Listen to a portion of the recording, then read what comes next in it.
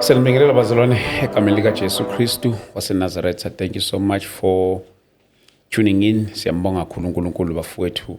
uNkulunkulu ke umile njalo engathi angaqhubeka bafowethu anifihle njalo lapho emakhaya. Siyambonga kakhulu uNkulunkulu ke.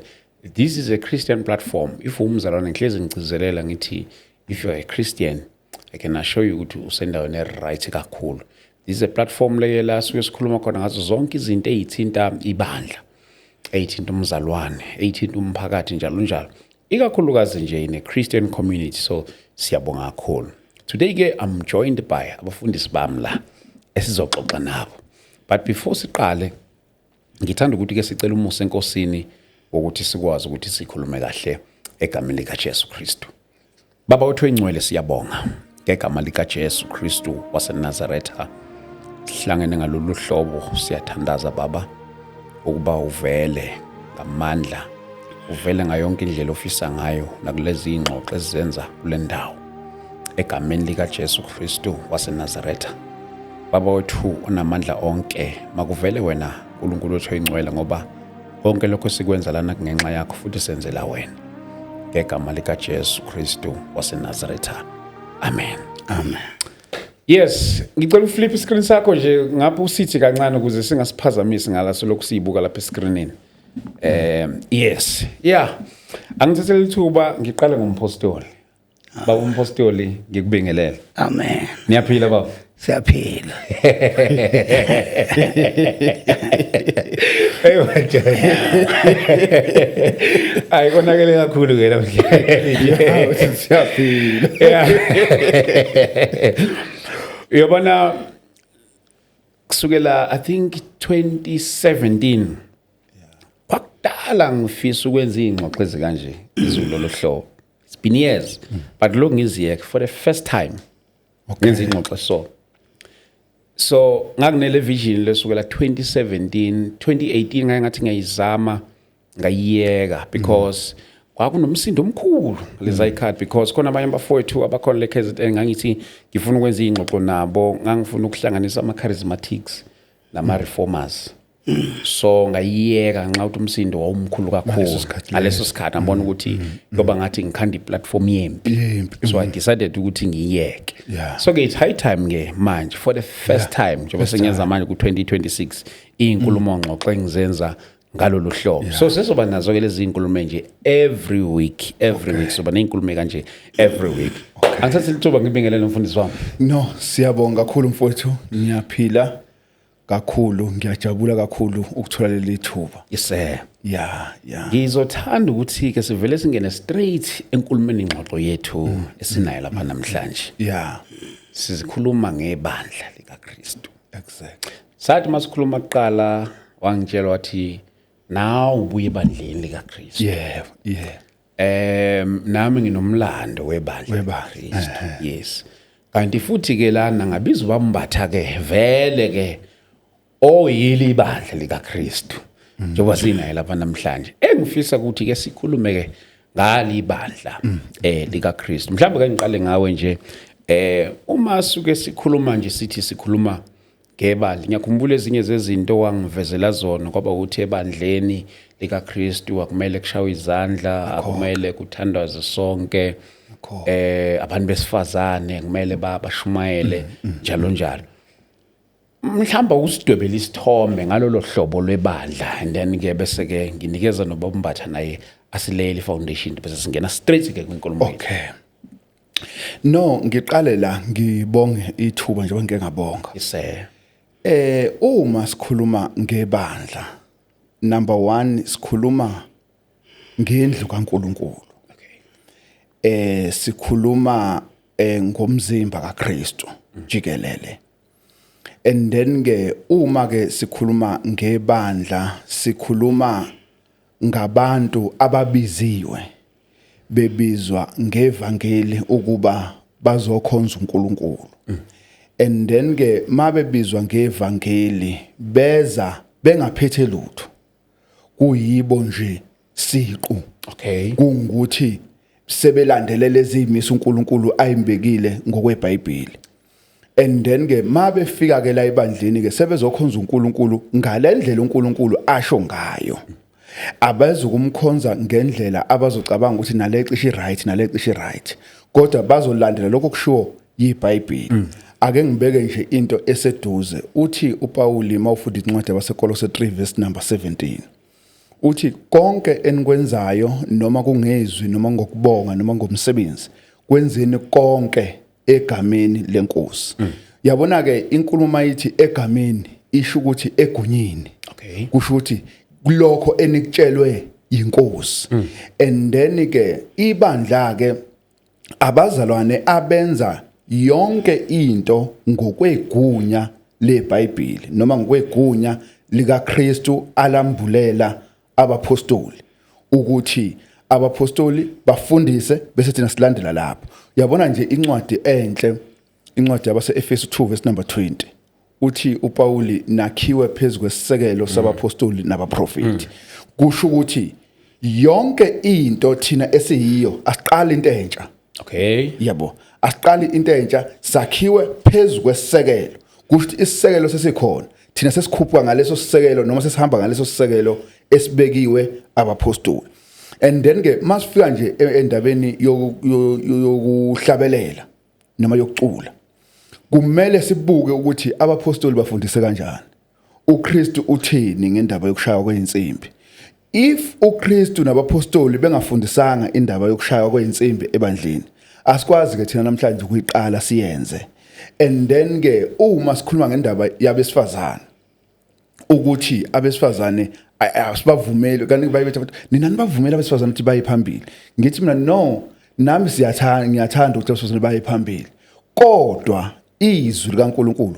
alivumanga kanjalo ikhathi eziningi 1 Corinthians 14 verse 33 kuya ku verse 36 uPaul uyanqaba ukuthi owesifazane aye phambili 1 Timothy chapter 2 verse number 11 uPaul uyanqaba ukuthi owesifazane afundise noma abuse phezulu kwendoda ngakho ke ngaleso sizathu asikwazi ukuthi ebandleni sithi owesifazane akahamba uma phambili afundisa amadoda angabafundisa abanye besifazane akusiyona inkinga and then ke kodwa mase kuthiwa sekuhlangene omama nobaba alisavumi iBhayibheli kanjalo uyabona ke iyona ndlela leyo nje ibandla esilibuka ngayo ukuthi ibandla abantu ababizwe ngevangeli beza ebandleni bengaphethe lutho bazothatha izinto ezishiwo izwi ukuba bazenze yabona incwadi yabaseFilipi 4 verse number 6 uthi uPaul enakufunda kimi nakuzwa kimi kwenzeni lokho khona uNkulunkulu wokuthula eyokuba nani ngamagama kaseduze yonke into esiyenzayo namhlanje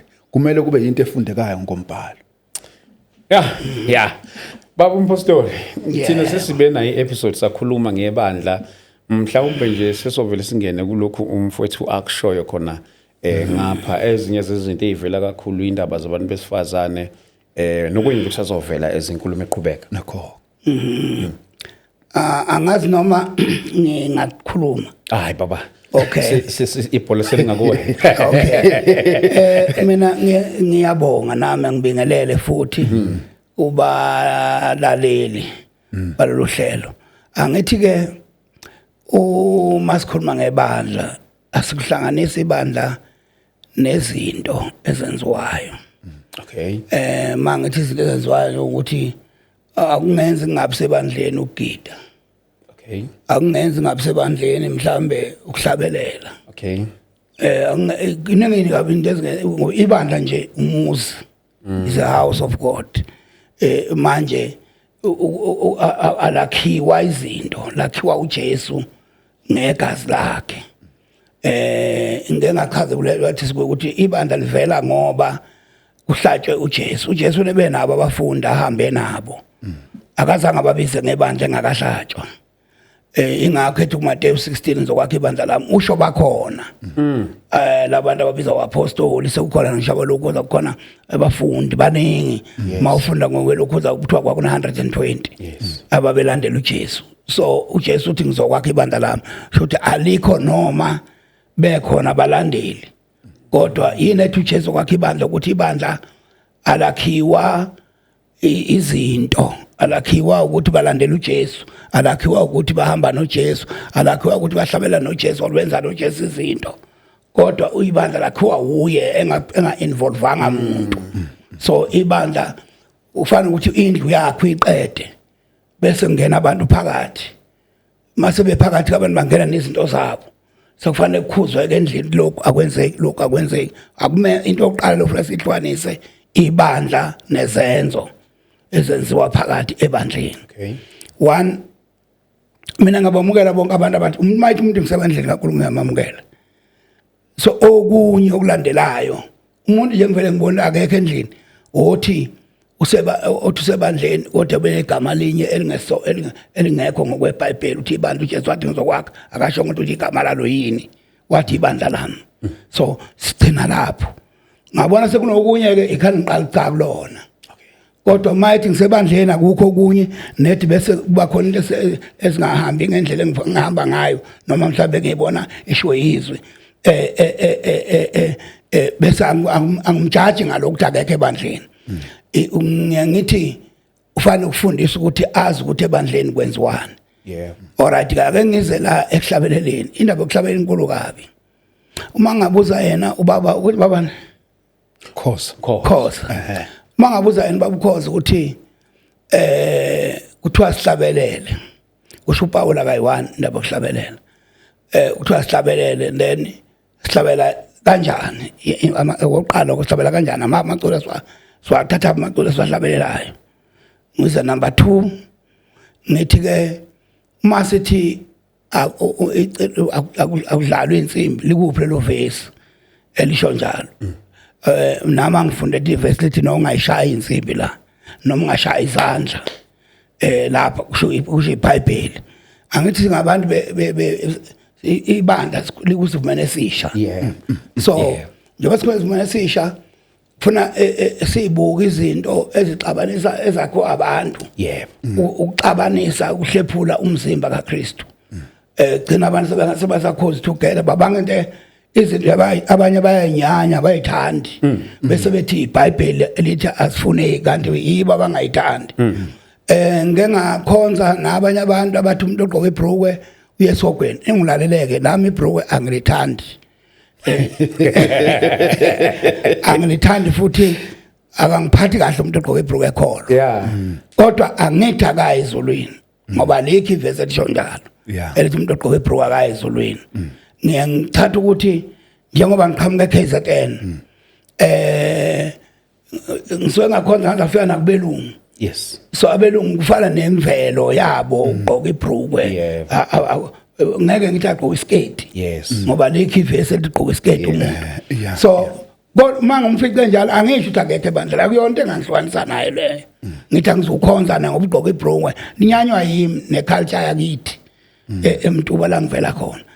Kodwa nje namhlanje ibhrukwe ligqoka yibo bonke abantu. Kodwa angiphinde futhi ngisho angilithandi. Ngisho ebandleni ngiyasho ngibathi abafowethu ibhrukwe asiligqoki asikalivumi. Kodwa ngeke ngimlahle umuntu ngithi uyesogweni engimthole egqoke ibhrukwe. Ngiyangizwa kahle kodwa nje mina ngokwami angilamukeli futhi angilithandi. Futhi ngesikithi ngapha ngakithi wagqoka ibhrukwe vele usuzitshela ukuthi umunye uhlobo bakubiza ngesifebe bathi sindindwa wanjani uyabona ngeke ke silivumele into ngisho imvelo yethu engayifuni ukuthi ioperate ebandleni engamahloni.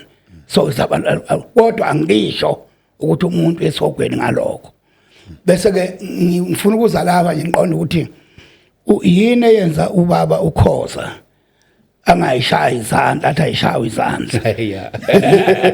Yini angifundise nami ukuthi babumbatha izandla kayishawa noma ke instrument ayishawa. Sibena bafowethu lapha siqoqa ngabo ofunk bamejala kakhulu ibandla ngalokho ukuthi ibandla akushawa isound akunjani njani manje bese ngithi ke mhlambe ake sibuke ngoba mina ke ngikhonza na wonke umuntu osebandleni nalabo abathi uma uthanda nje uyaguqa nje ngivele ngoba nginamadolo ngivele ngiguqa angeke ngibane futhi awubuhlungu abuhlungu angeke ngiagwishe indaba yokuguqa ukuthi hayi angeke agwishe lokho ngivele ngiguqa ngangitshela ngisho ingane zami ngihamba nazo etendeni ngithi uma sifika endaweni bethi kuyathwala ekhanda oyintombazana faka iduku ekhanda ngithi nalo ikhanda nawe neduku liyathenga thenga iduku ufaka ekhanda singakhulumi ngalento engasikhulumisa into singamemezeli bevangeli senza noma yini emasifika endaweni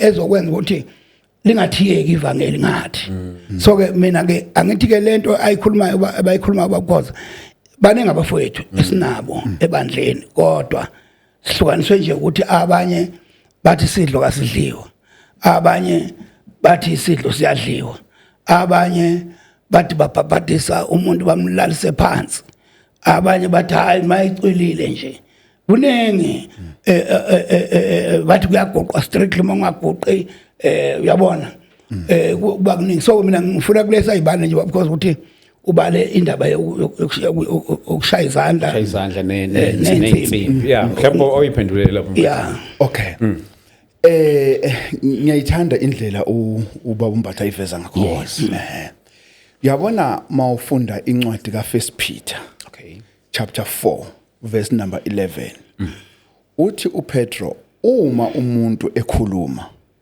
makakhulume njengokwamazwi kaNkuluNkulu futhi uma umuntu ekhonza makakhonze ngamandla awanikezwe uNkulunkulu and then ke bese mawuqhubekela phambili ubheka incwadi yesibili kaPetro uchapter 1 verse number 3 lapho uPetro uthi njengokuba amandla akhe obuNkulunkulu esinikile konke okuqondene nokuphila nokumesaba uNkulunkulu right ke uma ke siya eBhayibhelini siyobheka indlela yokukhonza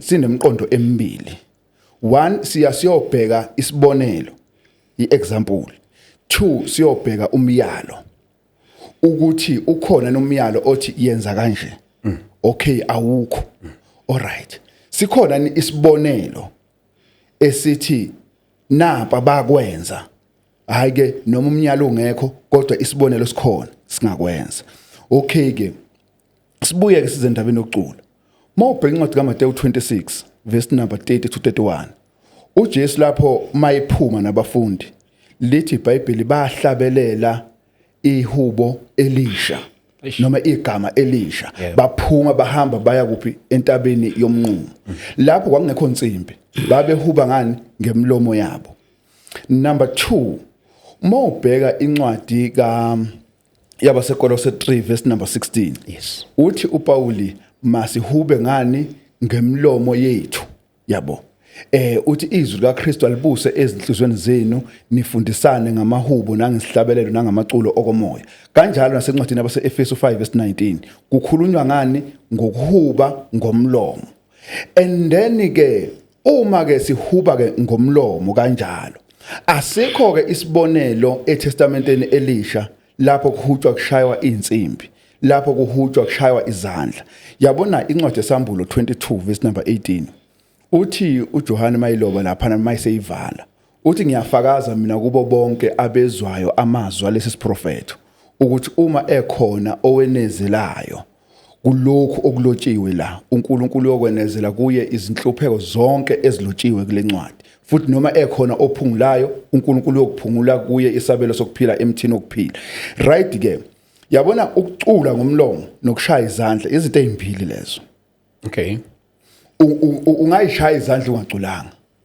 yabo ungacula ungayishayanga izandla okungukuthi makungathiwa labantu abakule yandlu benzani kuzothiwa bayacula yini lena ekhalayo izandla kusho ukuthi bashaya ini izandla noma bashaya ini insimbi umbuzo uthi ubani othe shayana insimbi shuthi ngamanye amagama leyo kushaya izandla nuyishaya ngoba iBhayibheli lingayivezanga ngoba phela akukho la lisingayishaya izandla mfowethu into njoba ngiqale ngathi into engenamyalo engenasibonelo yenziwe eBhayibhelini awukwazi uqala into entsha because ngithema saqala ukukhuluma ngathi ithi incwadi yabaseEfesu 2 verse 20 sakhiwe phezulu kwesisekelo sabapostoli uma abapostoli bengayishayanga insimbi bengayishayanga izandla bacula ngemlomo nathi namhla kufanele sicule ngemlomo. Ayibambe lapho ke.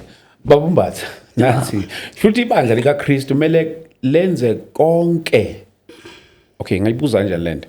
Ibandla lika Kristu kumele lingakwenzi lokho iBhayibheli lingakushongo nakhona. Yeah, ake ngithi ubufishane bethu kwesinye isikhathi njengoba singeyena uNkulunkulu bese sicwasana ngezinto ezikathi sho. Ake ngithi nje uma ethi kuyisibonelo la ke lahlangana phi ibandla lakhonza kwashunyayela nje bese kuyashumayela yena ubaba enkonzweni lapho kwahlangana khona lakhonza ibandla yena angiveze isibonelo ukuthi alright la bahlangana abazana bakhonza bahlabela bathi bangayishaya insimbi ngoba okokuqala nje akukho isibonelo angangiveza uJesu kuphela ene uzucabanga ibandla belingekho lapho kwangakabikho ibandla lama gospel awu4 alikho ibandla lapha likaqale so iningi into ekhulunywa kulama gospel awu4 ezingasifaki thina njengabazalwane uJesu wayephendulana namaJuda nje la siqala khona ungena thina singena encwadini yezenzo ukuya phambili la qala khona singaqala siacte khona yonke into esiyenzayo sibukele emuva ukuthi emuva kwakwenziwa kanje kufana ukuthi mangathi engakho mina ngakhoda amavesi asemva ngilokuhlupha mangikhuluma nabazalwane ngiyathi umzana akasebenzise lento uNkulunkulu amnika yona lento okuthiwa iwisdom hlakanipha lokho kaNkulunkulu one akukho la ibandla laka lahlangana khona la khonza kwashunyayelwa ngaphandle kwala kuthiwa kuphona uPeter washumayela kwaze kwayindoda phezulu lo uPaul nakhona asizwa lutho iformula ukuthi bakhonza ngayiphi indlela asitholi bayikhala insimbi noma zazakhona noma behlabelela noma bengahlabeleli kukhona ibandla lika Kristu engilazi abahlabeleli iyakuhlatshelelwa ngoba phela akukho isibonelo esithi akuhlatshelelwa bakwamakhutha bagcwele bavele bangene bese bavele bahlala phansi bangami ngenyaba abafundi kube bafundisana iBhayibheli ukuthi abafundisana angibachithi indlela ababona ngayo abakodwa into ofike ibe inkinga uma iseqala umuntu eshaya abanye abantu ngento naye ayenza ingenaso isibonelo ngokuthi bangathi nje uma sithi ayishawa izandla ebandleni ukusho ngani liphi ivesi ayishayo kuphi laba abahlangana khona abapostoli bakhonza noma ibandla lakhonza ngokwapostoli kwavulwa ibhalo kwashunyayelwa kwase kuyaphunywa or kwaculwa ebandleni ngoba sizwe ithi anibofundisana lapho umyalelo lo akukhonzwa number 2 kuphi lapho nje masingabanga sithi kuphi angeke kufana ukuthi nokuguqa mawukhuleka bakufundisa abantu bathi uyaguqa mawuthi ufuna ivesi elilodwa elithi mawukhuleka boguqa alikho kwenzeka lento nami engiyenzayo nabo abayenzayo ngangibuza abanye osako sinabo lapha ekhaya eMatuba mabekhuluma ngendaba yokuguqa lana izulu emangcwabeni amanzi agcwala phansi ogibela phe kwentawo umuntu wathandaza kanti mina hayi shuthe umdlalo makumyalo kaNkuluNkulu wephuleleni waye uthala belini izwa iBhayibheli liguqa mawuthandaza angithi kusho wena uthi iBhayibheli enye into asibuke into njengalento abafazi ukuthi abafazi abakhuluma iBhayibheli ithi ngothela umoya wami phezulu kwenyama yonke that's a prophecy yeNew Testament leyo yeso iTestament ngothela umoya wami phezulu kwenyama yonke bese lithi iBhayibheli amadodana enamadodakazi ayo prophet bese uthi abadala baphuma amaphupho uyabona uma kwenzeka le nto eyenzeka eJerusalem uphetha futhi uyasukuma uthi ke kwenzeka lokho okwashiwo kusho ukuthi inyama yonke wonke umuntu unani manje unomoya kaNkuluNkulu abazalwane bethu ebandleni balifunda kahle iBhayibheli kakhulu kodwa balifunda bacubene nombango wento ethile ake ngize la incwadi yamaKorinte le ncwadi ilungisa isimo akusi incwadi akunothi uPaul wayibhala nje i-report eqhamuka kwabendlu kaClaw eza kuPaul ukuthi ebandleni baclaima equality ulingana so wasethi ke kwi-meeting yabazalwane kuba kwi-church meeting akathulo esifazana uma ngifakaze esifazana ebandleni uyakhuluma uyakhonza mningamavesi engawasho 1 uPhoebe kwakumzalwane ekhonza ebandleni uPaula uthi mamukeleni Aquila noPriscilla bakhonza ngisakhuluma nje emahlathini ebandleni then bese ngiza ke no la ukuthi encwadini kaTimotheo akayithasha alithi iBhayibheli akangakhonza akangami akangayiphambili lithi angafundisa benamandla phezukwento. There is a difference between ukushumayela nokufundisa. Okay. It's a big difference ukuthi ame lapha athi ukufundisa kususa umuntu somewhere umbeke somewhere. That's a teaching. Kodwa ukuthi akhulume ame lapha phambili ukhuluma alinqabanga iBhayibheli. Ukuthi alinqabanga asiyencwadini yokuqala yamaKorinte uchapter 11. Lithi inhloko ya wonke amadoda inhloko kaKristu uNkulunkulu. Bese inhloko kaNkulunkulu kaKristu ethini inhloko kaKristu uNkulunkulu. Inhloko ya wonke amadoda uKristu. Inhloko yesifazane indoda. Bese indoda esikukhuleka iprofeta imbozi ekhanda ithela amahloni idla ilokho ekhanda layo. Bese kuthi ngezansi owesifazane osuke eprofeta eprofeta ekhuleka eprofeta engambozile ekhanda lithi iBhayibheli uthela emahloni ikhanda lakho uthi mina uhlazisa indoda yakhe ngoba phela inhloko yowesifazane indoda ngithi shothi ke mayenga eprofeta engambozile uhlazisa indoda yakhe hayi uKristu indoda ehlazisa uKristu mayithwele. So ke asibuke lamagama awu2 indoda ya prophet ya prophet English it when proclaim the God's message in public engambozile ekhanda uthela amahloni ekhanda futhi owesifazane eBhayibhelini lithi uya proclaim he can proclaim God's message in public. Uyabona kusho ukuthi ngamanye amazwi asikuye ukuthi umboze nomambozanga kodwa lithi uma noma she can proclaim God's message. Meanwhile thina sithi akalungela athula fika lapha abesithombe akathuli nakona labantu bathe kathule mangambuze ubaba ukuthi bayathula ni kwelakhe ebandleni lakhe akathuli asimbuze yazi mawusho kanje mfuni wena mfowakhoza uthi asikwenzi lokhizwe lengakushonga but nangu uthayi uqokile kukhona ezwini lakho nokuthi ufaka uthayi uqoka uthayi uyabona ke asikwenzi izwi elingakushongo ukuba kube isifundiso uthaya usisi isifundiso. Okay. Ngeke ngithi uma ungawufakile uthayi awenzi kahle noma awukholwa kodwa uthayi ngiufaka as formally ukuthi kuba ngiformal mangathi nje ke ngenze example njengana ngibaba uMbatha akawufakile uthayi ngeke kube khona mhlambe iqha noma inxeba engimbona lona ngenxa ukuthi uthayi akawufakile. Okay. Kodwa uma ingathi ukufaka uthayi akusiwona umyalo yabo or ukufaka uthayi iBhayibheli alikuvumi yabo sekungenye into leyo and then ke masiza ke kule nkulumo le ubaba uMbatha ayiphendulayo. Number 1 siqale kulena yokuthi ibandla alikaze lahlangana kuthiwe lihlangene liyakhonza yabo bese kuyabonakala ukuthi ibandla okay nathi lihlangene lenze kanje ibandla ngombhalo masiya ngombhalo kuyavela lihlangana.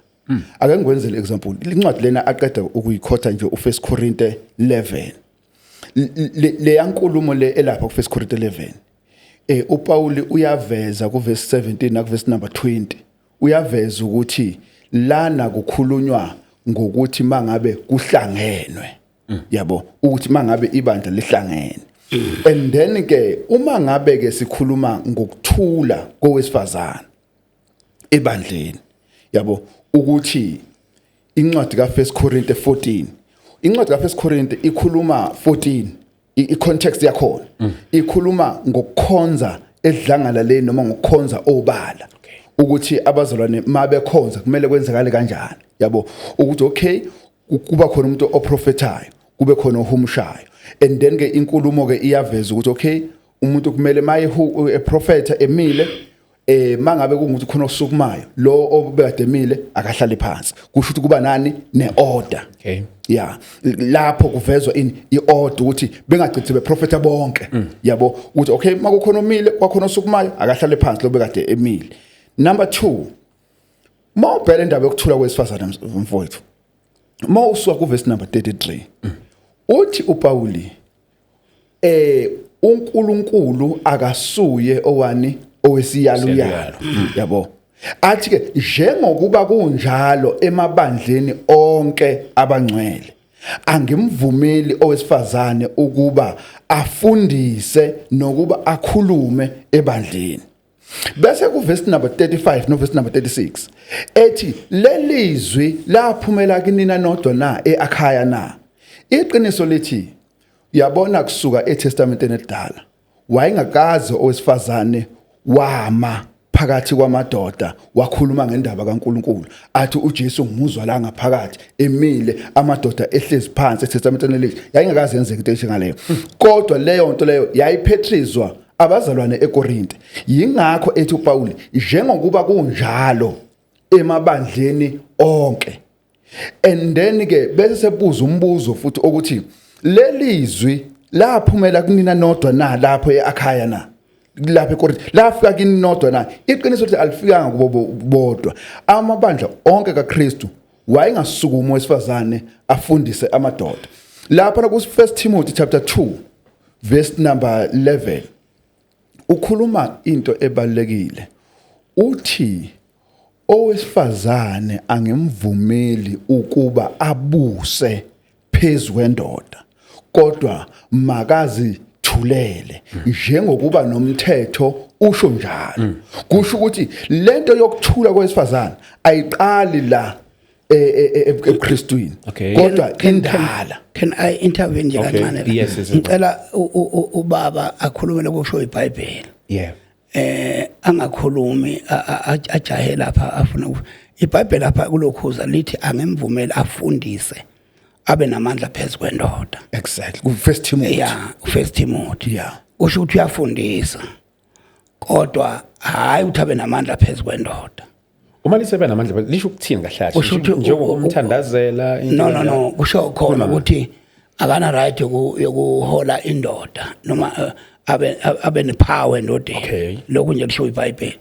Kodwa naseKorinte lencwadi maseKorinte le achaza ngayo ifana ukubuka kahle ngoba yena ebandleni lapha khonza khona ubaba ukhoza bayakhuluma besifazana ngoba uthi iBhayibheli akakhulumi kwelakhe ibandla lapha khona bakhuluma bahleli phansi akenje uthi mbonge uJehova bazokuphendula lo mamakhe abaculi bonke bacula bonke ngeke bangathi bacula nethi bavinjwe ekutheni kuphela angakhuluma izwi kodwa angenje khona laba abanye abacula ngeBhayibheli lapha ngakithi bakhona bafula umzumama ethi entabeni ka uyabona ufunda iBhayibheli ehlabelele ehlezi phansi ufuma amadoda uma ubheda uzwa ngabo behlabela phansi ukuthi okay bacorrecta ngeverse kodwa behleli kuphi phansi uyabona correct nje lento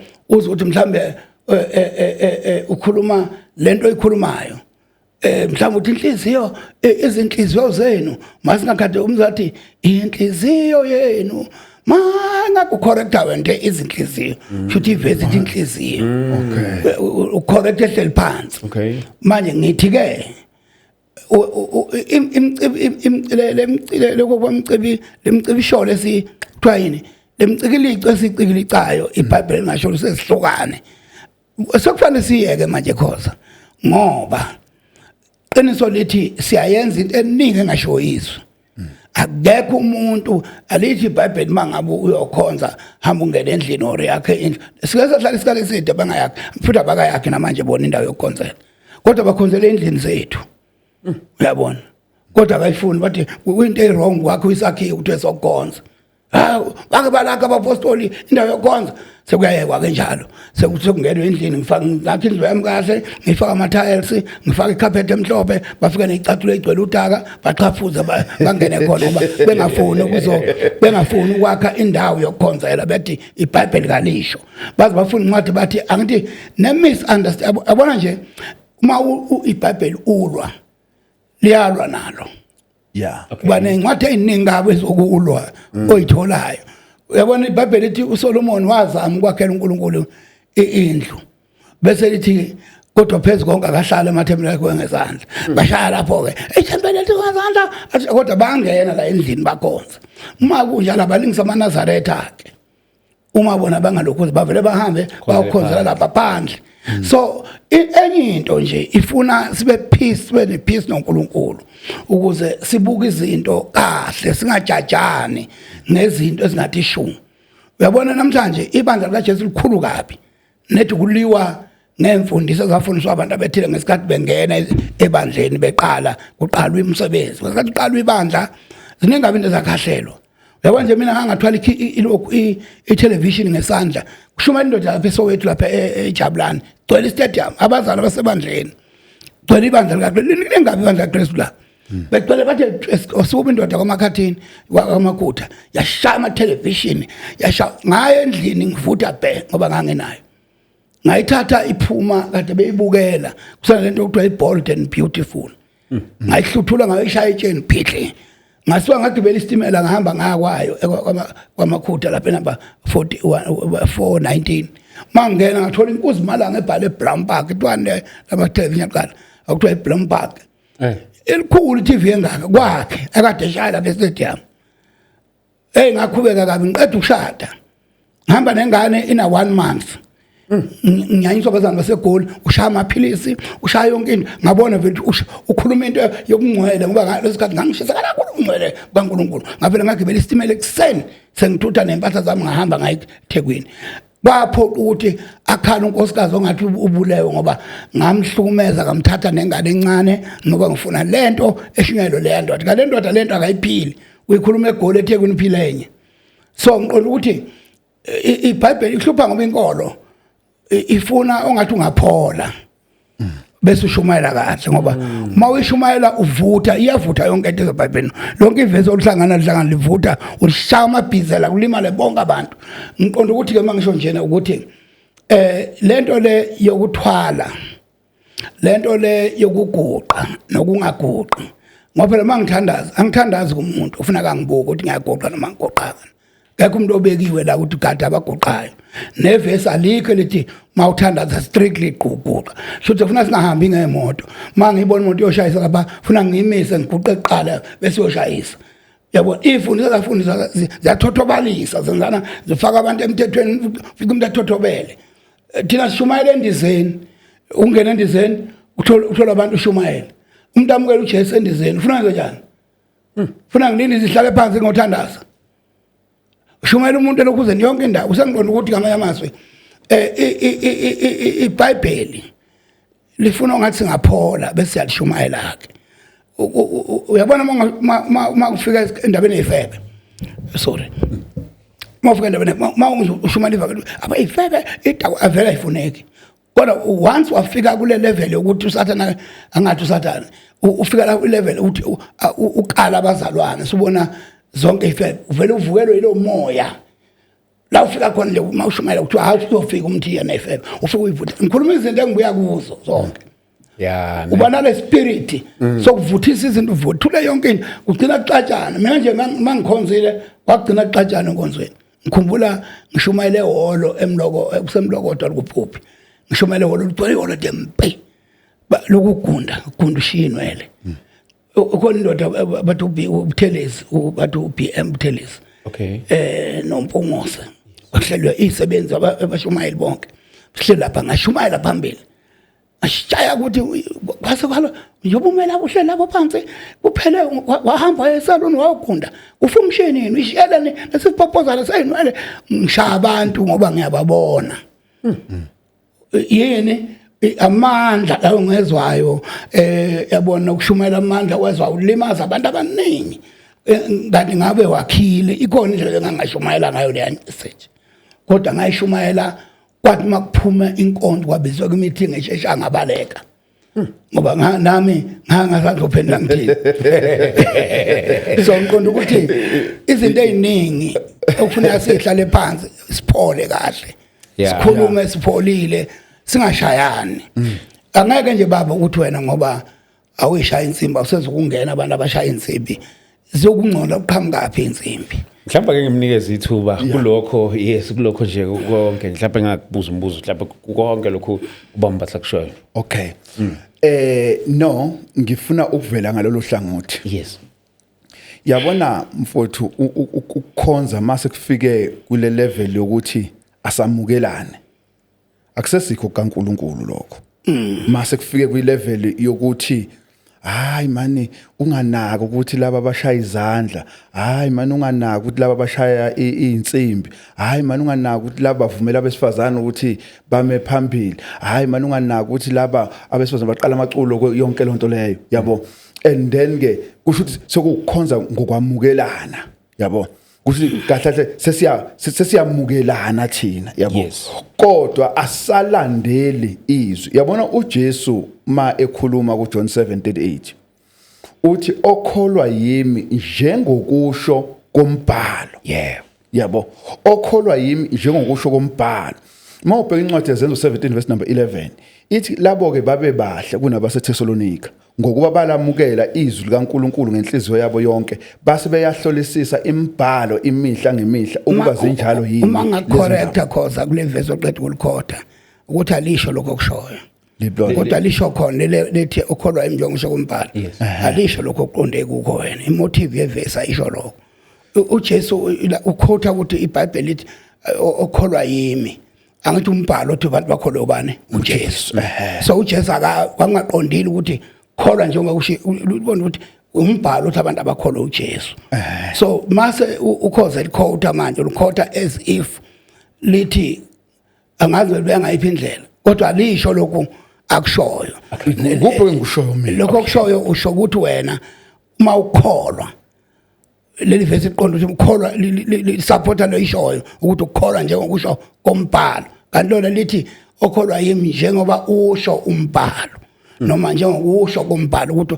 okholwa uJesu hayi esifundisweni esithile hayi ngokwesifundisi hayi ngokwesifundisi esithile ukukholwa nje uJesu usho umbhalo abantu abakholwa isifundiso sokukholwa sikuphi isifundiso sokukholwa sokholwa angithi umuntu phela ukuthi akakholwe usho iBhayibheli angithi ke lokho engikushoyo ukuthi angithi ke ma usithi ke ukukholwa njengokusho kombhalo ukukholwa njengokusho kweBhayibheli njengoba iBhayibheli likhuluma ngezinyathelo umbhalo othile uJesu wayekhuluma ngawo not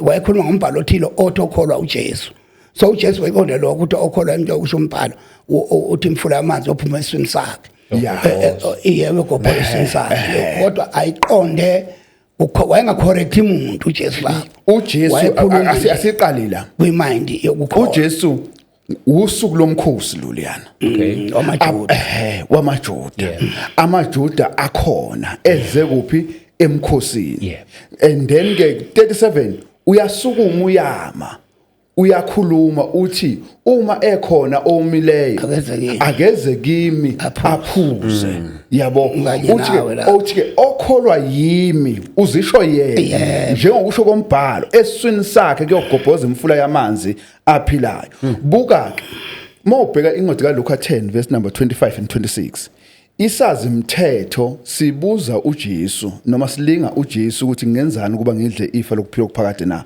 uthi uJesu ufunda kanjani kulotshweni emthethweni ngiyavuma ukuthi iBhayibheli leli selifundayo mina nawe namhlanje ngenkathi uJesu ekhuluma emkhosini la lingakabikho iBhayibheli leli la lingakabikho iBhayibheli leli esilifundayo kodwa inkulumo engiyilande lapha ukuthi ukukholwa komuntu noma ukukhonza ke komuntu akube yilokhu mangithi ushaya izinsimbi ukuthatha apha embhalweni esifundisweni sika Kristu nabapostoli. Mangakubuza ke ngithi ke Mana ke babungayishaya. Mana ke ukuthatha apho wena.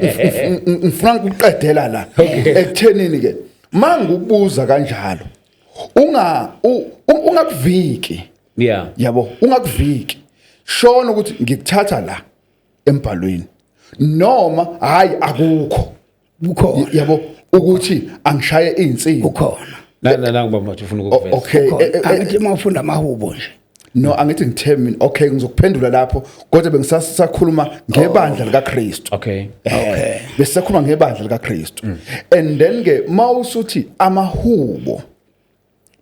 amahubo sewukhuluma manje ngesivumelwano esidala yabo. And then ke buka ke incwadi yamaHebheru 7 verse number 12 uthi umlobi wencwadi yamaHebheru 7 verse number 12 uma umthetho uguquliwe kuyadingeka ukuthi kuguqulwe nani nomthetho yabo. And then ke thina namhlanje njengoba sithi mana ke khoza mfowethu angithi sihamba kahle nje. Uthatha uDavid naye ukuthi wayesephansi komthetho. Wayephansi komthetho uDavid. Uyamazi ukuthi uDavid sengishuthi nje wamstudish uDavid nje yena yedwa. Ukuthi umfunda nje ngaye uDavid bese ubona ukuthi ngabe mawukhuluma ngomthetho uDavid uphansi komthetho ngani incwazi zomthetho so5 eBhayibhelini noma so4. uDavid wayephila ngaphansi komthetho owanikezwa uNkulunkulu ngoMose. Yeah ake ngithi ke baba angithi imithetho usencwadi lezo4 incwadi yamahubo izimele incwadi yamahubo ayikho phansi ayibalwe emthethweni mawufuna incwadi yamahubo ayiseka ngoZakhariya olokhuza abekho phansi komthetho labantu labo umthetho ukulamakhosini kule ncwadi lezo4 okay Leviticus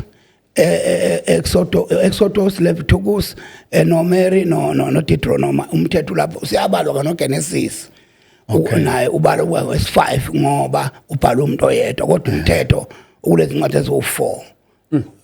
Uma uzoqala manje ukhuluma ngoDavid into ekhulunywa uDavid phansi komthetho David ikude kabi uthi ake ngithi nje mayithi wathi uJehova enkosini yami ubani ongasho lokho akusumprofeti loyo akakhuluma manje mayithi inkosi yathi enkosini yami hlala ngakwesokunene sami ngize ngenze sezakho ukhuluma esephansi komthetho nomprofeti ngoKristu. Mhlawumbe ke ngenze nje ukuze sikwazi ukuthi lento yethu siyigoqe kahle kulesikhathi esisalela. Yes, mhlawumbe ake nginikeza nje imizuzonyana uziphendulela kuloko. Okay. Uyabona mawubheka incwadi yamakhosi okuqala. Yes. Usahlo number 2 verse number 2. Ngifuna ukuphendula lephuzu uBabshando athi uDavid wayengekho phansi komthetho. Yes. Uthi uDavid lapha wasekufike izinsuku noma wayesebona izinsuku zakhe seyisondele ekufeni. Lithi iBhayibheli eyala indodana yakhe uSolomoni ethi qina ube indoda mina sengihamba indlela yawo wonke umuntu. Uthi ke mayithi ayiqine uyasho ke ukuthi igcine umthetho kaMose. Yabo igcine umthetho kaMose. Yabona nje wonke umuntu obephila eTestamenteni ngeke ngikwenzele kanje lesikhathi esifishane. iBhayibheli lihlukene igaba ezintathu. Kukhona isigaba sokuqala sesibiza ukuthi isigaba sokhokho. Okuyilapho uNkulunkulu ekhuluma kusukela ngathi nje kusukela ensimini eEdeni kuza entabeni eSinayi uNkulunkulu ezonikeza uMose umthetho. And then umthetho ungakaveli lapho kwakuyisikhathi lesisibiza ukuthi isikhathi sokhokho. Kusuka entabeni eSinayi kuya esiphambanweni lapho kukhulunywa ngomthetho kaMose kaNkulunkulu awunikeza ngoMose okungukuthi noKristu uphile ngesikhathi somthetho. Yizwe incwadi kaGalatia 4 verse number 4. Incwadi kaGalatia 4 verse number 4 ithi sekufikile ukuphelela kwezikhathi uNkulunkulu wathumela indodana yakhe ukuba izokuhlenga abaphansi komthetho. Yabo. And then ke mawubheka incwadi kaMateyu 4 verse incwadi kaMateyu 8 verse number 4 lapho uJesu kade ephilisa umuntu ophethwe uqhoko. Mayiqeda kumphilisa uthi akahambe lo muntu ayonikela okweshumi njengesiyalezo kubani kumpriest.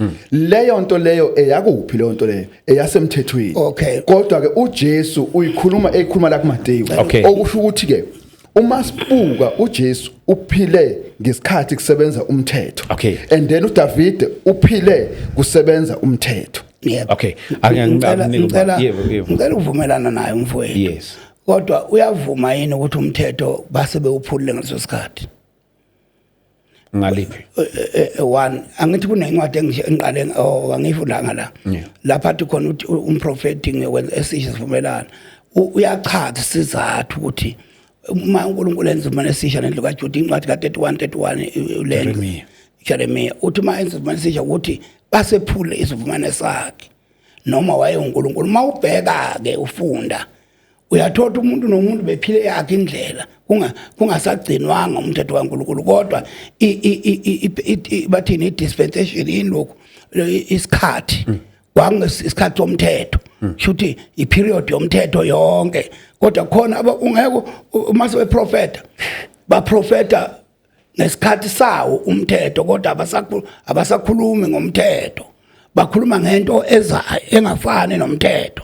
No Jesu ufikile ngesikhathini somthetho kodwa uJesu akazange aboshwe umthetho noma akazange ingakho wathola icala ngoba esikhathini somthetho akawugcinanga umthetho kwase kwisikhathi somthetho kodwa leso sikhathi sasishintshile ingakho ngithi uJesu uma efika nje akangqala ukuthi uJesu uma efika uJesu ufika exact umthetho kukhona abantu bomthetho kodwa bangawugcini abaqala ungathi bayawugcina mase bebona uJesu enza izinto bathi ngesabatha kungakwenza ukuthi kukuningi bona abakwenzile ngesabatha. Ngivumelana naye kumfowethu uma ekhuluma lokho kodwa igroup lezi ayishawa uDavid ayengayishaya ethempelini wayengayishaya enkonzweni wayekwenza le ecula edumisa uNkulunkulu. Nansi into efuna ukuyibuza ke mhlambe lo mbuzo ufuna ukubhekisa kuwena lento ayiveza ubambathi. Uma sishaya izinsimbi ngabe sesiwele esonweni ilanga lokho. Mfowethu incwadi ka1 John chapter 4 verse number 3 ithi bonke abenza isono bayeqa nomthetho ngokuba isono singweqa umthetho. Muphi yabo uthi insimbi ayishaya no ngifuna ukuthi umfowethu ubuza ukuthi ngabe sesenza isono na. Yebo. Ngisaqala ekuthenini mina ke isono siukwenzana weqa umthetho siuweqa umthetho njengoba ngithi ke sisemthethweni thina kabani kaKristu. Yabo kusho ukuthi uma umuntu eqa umthetho kaKristu nokuba ngeke ngithi kuwe ngikukhombe ngendluzana ngithi wena uzofika esihogweni because ushaya insimbi kodwa ngiyakwazi ukuthi uma ngabe uKristu engashonga ukuthi insimbi ayishaywe weqa umthetho weqa lento uKristu athe ayenza ngoba uKristu nabapostoli basitshelile ukuthi ahlabelele kanjani akusikho nje siyazicabangela ukuthi ahlabelele kanjani. Ngicela ungisizeke lapho la ukuhlabela kanjani sihlabelela ngamaphimbo ethu ngemlomo yethu. Usho njalo iBhayibheli isho njalo angithi incwadi yabaseEfesu mhlawumbe ungayifunda mfowethu incwadi mhlawumbe siyikhothe ngenxa isikhathi incwadi yabaseEfesu 5:19 yabo ithi niphendulane ngamahubo yabo nangihlabelele namagama kamoya and then ke ukuphendulana into enzekala ngani ngomlomo. Okay wrong yini according to the Bible wena ongakubeka ukuthi cha umuntu oshaya insimbi wrong ukuzwa nje kuphume eBhayibhelini wrong ngoba akakuthathi esifundisweni sabapostoli. Sithini sabapostoli isifundiswa sabapostoli njengoba ngisho ngithi sithi ahlabelele ngomlomo wethu kungena insimbi kungena insimbi alisho njalo mawusufaka insimbi kungena insimbi no alisho kungena insimbi alisho ukuthi kungena insimbi kodwa mawusufaka insimbi mangithi babombathe shaya izandla manje uzohlanganisa izandla so ushaya izandla. Ngifuna ukubuza lento nje thina abantu ukucula akukho singasebenzisanga izandla zethu. Labantu base Europe ukucula akukho bangasebenzisanga imelody ethile. Ukucula kuhamba nemelody ethile. So angizwisisi into ethi isono mangabe ngizohlabela kukhala something so uNkulunkulu sephazamisekile ngaze imosha apho uNkulunkulu. No angithi manje mawususho kanjalo sewuyamcabangela uNkulunkulu njengoba umcabangela nje ukuthi uyona angithi mina noma ngikhuluma mina lento esho umbhalo ukuthi umbhalo uthi asiphendulane ngamacunga siyakwenza lo akukhali insimbi zodwa lokho wasu-eda kodwa ngithi mana nawe nje ubu-eda nje uthi uku-eda ucula ngomlomo wakho kushiwo ukuthi singayihlabi ngensimbi no ukuhlabelela ngisho into esho iBhayibheli ukuhlabelela nje kunento eyenziwayo ake nje uMazulu mahlabele wesitimela bale kasambe sonke nokwamanje bese bethi kuhamba nokuhlabelela manje lokuba isithombe hey ngeke ngibabone bagqilazekile abazalwane bagqilazwa imfundiso imfundiso idoctrine angithi ke malandela ubona uyafuna yena khona into enyakazami uba nje isifundiso ufuna ukuphunyuka ubambe mayikwathi sumo yedwa athi zaba headend la unyakaza unyakaza hey bayalo labantu lekhona Bambathi mhlawumbe bese isikhathi siyaphothela isikhathi sakhe lesi akunikeze mfowethu ukuthi 2 minutes nje yeah usho lento bafuna ukisho okay imzuzu nje embili yes engifuna ukusho ukuthi ibandla alivezwa intando yami kodwa livezwa isifundiso elisithatha eBhayibhelini yabona ma ufunda incwadi ka2 Timothy chapter 4 verse number 2 uthi uPauli shumayela izwi kuyisikhathi noma kungesiso ngokuba kuyokufika isikhathi lapho abantu bengayokuvuma khona isifundiso esiphilileyo isifundiso esiphilileyo asikho ekuthenini ngicabangani mina ngithandani mina kodwa sisekuthenini uNkulunkulu ufunani uthandana ngeke ngibuza sike saba nayo episode nayo Khoza phambilini ngambuza ukuthi akayilaleli yini igospel umusic nje wegospel ngoba phela igospel ihlala insimbi njalo njalo wathi una kuyilalela njengoncandweni athi mina hawo ngoba incandweni inakudlala wathi hayi music imfundiso wathi yena into nje umusic nje ufana nomaskandi yeah athi ufana nomaskandi manje uyabona uboshiwe mana ke malandela ngikuthanda ngoba yabona into engithanda kuwe uyibeka exactly njengoba ngayibeka exactly awuphungulanga uyithayisela uyibeke njengoba ngayibeka othi ngiphinde ngigcizelele so yabona lo mculo lona abathengwa ama CD or odlalwayo la udlalwa khona yabo and then ke bawubiza ngokuthi igospel yabo noma ubizwa ngokuthiwa igospel kodwa mina ngoba ngiyaqonda ukuthi igospel yini ngithi mina kuseyigospel yabo and then mina mangiwulalela ngiwulalela njengoba ngilalela umaskandi yabo ngiwulalela njengoba ngilalela isicathamini ngiwulalela njengoba ngilalela mhlawumbe izingane zoma or ini engilalelayo angiwulaleli ngokuthi ngithi igospel angithi ukhala insimbi lapho osicathamini angithi ke njengoba ngisho ngithi ngikulalela konke kuyo lento okhuluma ngayo ngikulalela ugqile wakhululwa ubani umbatho ngoba nakhululwa izwi ngafika ngafunda nganethezela ngathi ake ngibe sober ayizwe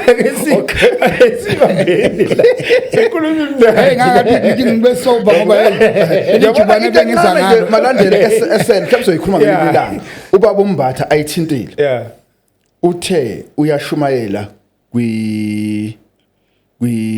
ma flight kanjalo emabhalonini and then abantu basindiswa mhlambe ngelinye ilanga masiyothola ithuba noma kube kuthiwa isikhathi besikhona bengizombuza ukuthi mayethi umuntu uyasindiswa lapha ebhalonini usindiswa kanjani yazi mina ngizonicela nje nobabili ngizocela ukuthi ke sihlele olunye usuku siqhubeze lenkulumo yethu kuyekudala nje ngoba yabona ukuthi ayiphelelanga mhlawumbe mbathu ukunikeza nje lo 30 seconds nje 20 seconds mhlawumbe lakho lokugcina bese ushare nenamba yakho nakubantu abathanda ukuxhumana cha bakwethu siyabona ngiyabonga baba ukuthi sikhulume kahle no kumnandi kakhulu kodwa ngiyafisa nami ukuthi ongathi ngiyayibona indaba yami noKhoza inzima kakhulu ngaso ukuthi ngoba yabona wathi omunye umuntu lento ethi uJehova umelusi wami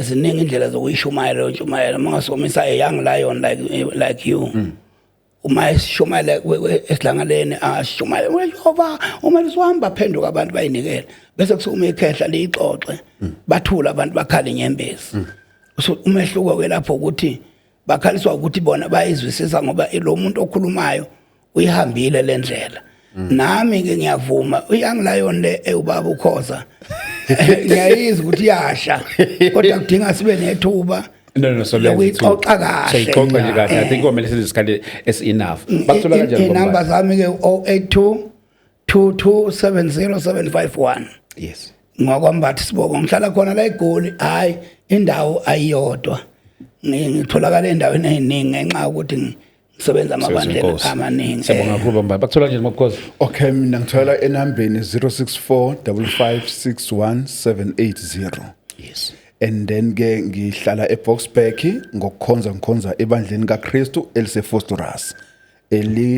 ngayishaya insimbi futhi okuthandaza umuntu oyedwa hawu sazoyenza ke ngicela ukuthi ke sibambelana namhlanje sazoyenza no pop siyabonga kakhulu ke sibambelana namhlanje sisazobuya siyiqhubeze lezi ingqondo sazoba nazo kaningi sanithanda kakhulu mfowethu sibonani kwi episode yethu elandelayo God bless